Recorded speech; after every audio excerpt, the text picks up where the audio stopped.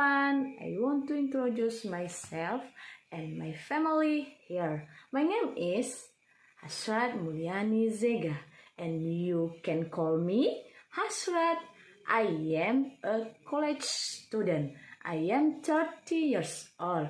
I live in Gunung Stoli City with my family.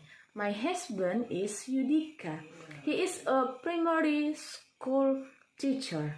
He is an alumni UT. I have 3 boys. First child, 10 years old. Second child, 6 years old. Third child, 2 years old.